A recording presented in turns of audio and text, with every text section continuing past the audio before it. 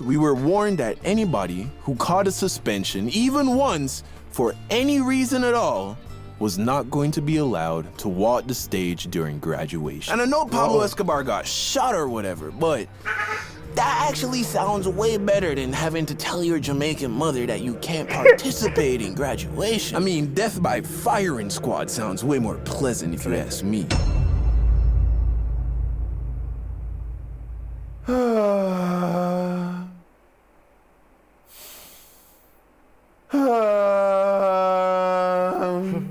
What the fuck is wrong with this thing?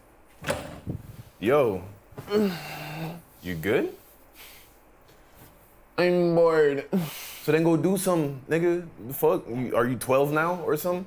I don't know what to do. I thought you said you were gonna learn to make beats. You bought the keyboard. What happened to that? Yeah, but it's hard, man. And it's expensive. All the software you gotta buy is expensive. And then the beat packs and the sounds. I ain't got that kind of bread, nigga. You ever think about starting a YouTube channel? I mean, yeah, but isn't all that video editing shit expensive and complicated? Bro, you ain't hear about Filmora 9? It's free to try, and if you like it, it's only like $3-4 a month. All the other video apps cost like $20, but this shit is damn near free, nigga. Damn, is it any good? Bro, that's why I used to edit this whole video. Only took me like 10 minutes to figure out. All right, come, let me show you. If you're new to video editing, Filmora 9 is the best software for you. Do everything from split screens to recording your screen, editing your clips using green screens, and advanced color correction. The color correction, that's my favorite part. They got a ton of preset effects, and you can go to their online stock library, Filmstocks, to download high quality audio, images, footage, and After Effects. Use my download link in the description and try it free today. Yeah, I got a double back and shawty really with it. So I almost didn't graduate high school in Jamaica because the dean of discipline of my school caught me selling candy during morning devotion. Now, I know most of you watching live in America, so morning devotion, dean of discipline, these might be unfamiliar terms to you. Now, for the uninitiated, grew up in Jamaica, graduated Jamaican high school at 16, moved to America, did junior and senior year in Florida, and then graduated American high school. But this story is in the Jamaican high school, so stick with me here. There are a lot of differences between high school in Jamaica and high school in America. Public high school in Jamaica, everybody wears uniform. In America, you pretty much wear whatever you want. Jamaican public school, we start the day off with morning devotion, where we sing praises, clasp our hands, close our eyes, and pray to the good Lord Jesus Christ. In American high school, you make TikToks with your buddies, or whatever the fuck you niggas are doing in 2020. Oh, that's right, y'all niggas in Zoom class. That's right. In American public school, all throughout the campus, you have these large, magical boxes where, for just a little bit of pocket change, you can get just about any snack or drink that your little heart desires. In Jamaica, it's a little different. When I was going to school, we didn't have vending machines on the campus. Instead, we have street vendors, people with carts that they fill with snacks and drinks and all kinds of shit. And they push it down the street. This makes us look so wild. That's where you go when you want to buy a snack. And in a lot of ways, it's better than a vending machine because you can't negotiate with a vending machine. If it costs $1.25 for the Doritos, you better have $1.25. With the street vendors, shit, they'll take $1.15. Anyway, what this means is that the only time you can get any food, snacks, candy, drinks during school in Jamaica was during your 45-minute lunch period. Because street vendors pushing their carts down high school hallways during class time would be ridiculous. Which means if you didn't bring snacks to school or you didn't stock up during lunchtime, during the rest of school, you pretty much have no way to get any food, especially snacks and especially candy. This created what I like to call a snack vacuum, where other kids saw an oppressive school rule that prevented you from getting candy during class time.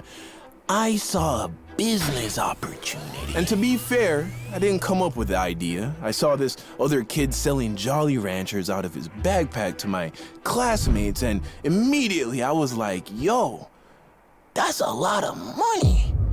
I could be doing that. So I went up to the kid and I asked him, where does he get the candy? He told me that he buys it in bulk at a wholesale.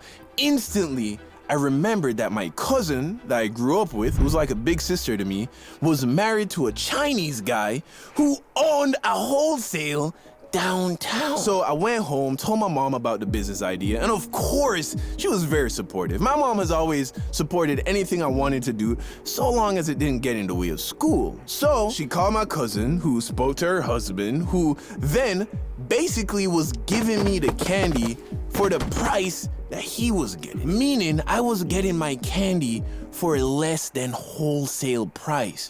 Do you get that? Let me break this shit down to you. Okay, so let's say you go in a gas station, right? You look down by the register, what do you see? A big box of Snickers bars, $1 each. And let's say the box holds 20 Snickers bars. If you wanted to buy all 20 Snickers bars, you'd have to pay $20. Well, if you were to go to a wholesale store, you could just buy the big box unopened for $10. So now you're paying 50 cents per Snickers bar. And that's because the guy who owns the wholesale store is buying these boxes by the crate load directly from Snickers. So he's getting them for like 5-10 cents per Snickers bar. That's the price I was paying, because the guy who owned the wholesale store was making babies with my cousin, who again is like a big sister to me.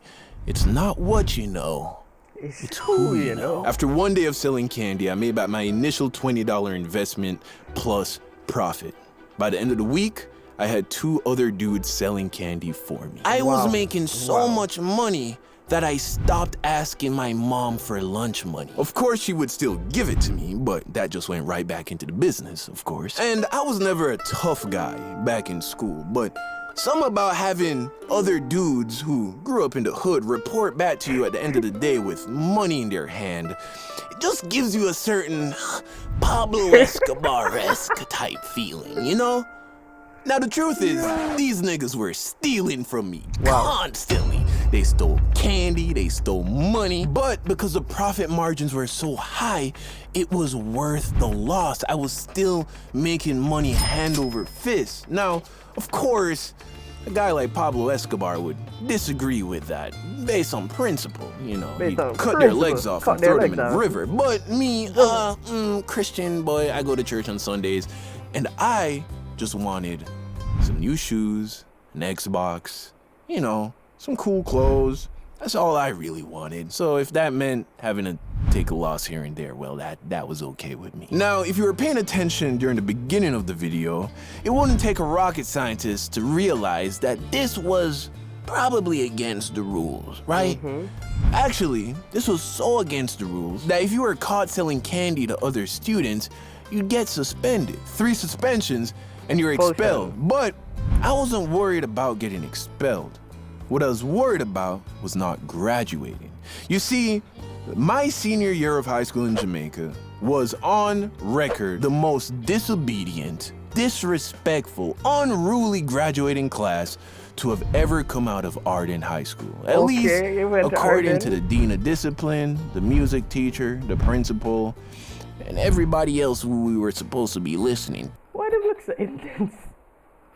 As a result, we were warned that anybody who caught a suspension, even once, for any reason at all, was not going to be allowed to walk the stage during graduation. And I know Pablo Escobar got shot or whatever, but that actually sounds way better than having to tell your Jamaican mother that you can't participate in graduation. I mean, death by firing squad sounds way more pleasant if you ask me.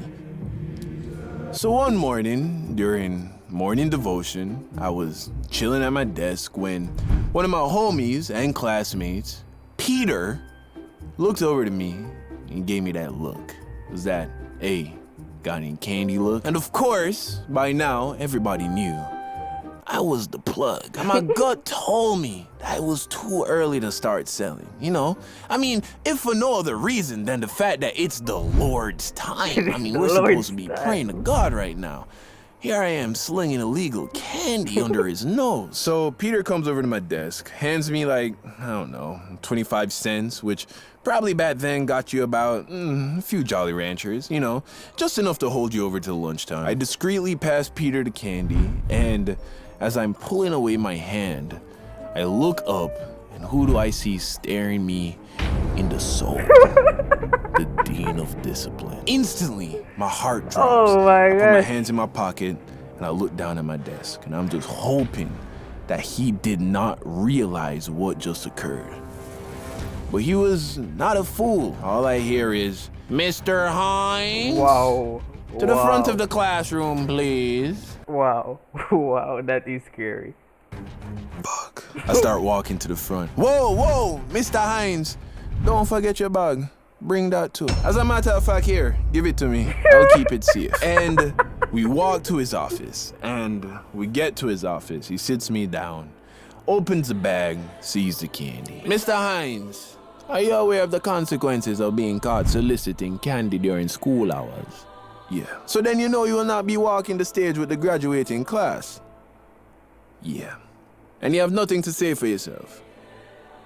When I don't show up to school next week, ask my mother where my body is buried. Oh.